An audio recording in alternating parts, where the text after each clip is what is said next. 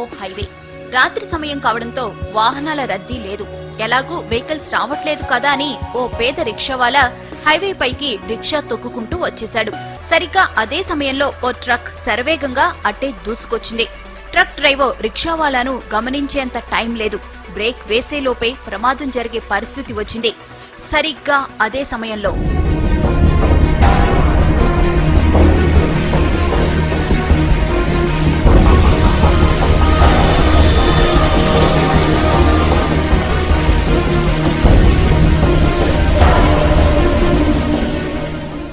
ఇది జరిగిన ఘటన. ట్రక్ డ్రైవర్ ఖచ్చితంగా ప్రమాదం జరిగిందని, తాను ఎవరినో గుద్దేశానని భావించి గబగబా ట్రక్ దిగి వచ్చాడు. అటు ఇటు అంతా చూశాడు. ఎక్కడా ఏమీ లేదు. ప్రమాదం జరిగిన ఆనవాళ్లు లేవు. అసలక్కడ ప్రమాదం జరిగితే కదా.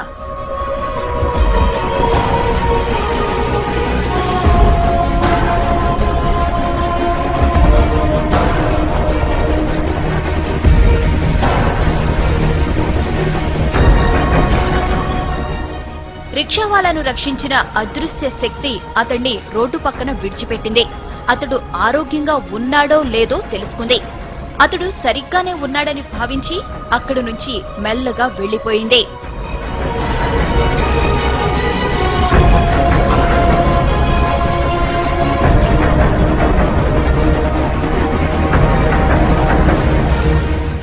ఇంతకీ ఆమె ఎవరు? అంత వేగంగా ఎలా వచ్చింది? ప్రమాదం జరగకుండా ఎలా అడ్డుకోగలిగింది? ఆమె రాగానే మెరుపు ఎందుకు వచ్చింది? ఇలా ఎన్నో అనుమానాలు, ఎన్నో అంతు చిక్కని ప్రశ్నలు.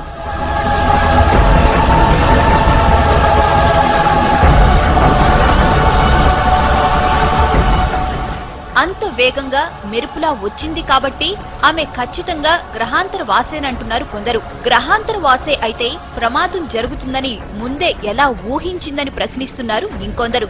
అసలు గ్రహాంతర వాసికి మనిషిని రక్షించాల్సిన అవసరం ఏముందంటున్నారు. పైగా తల వరకు కప్పుకున్న డ్రెస్ కోడ్, నడక, నడత అన్నీ మానవుల తరహాలోనే ఉన్నాయి.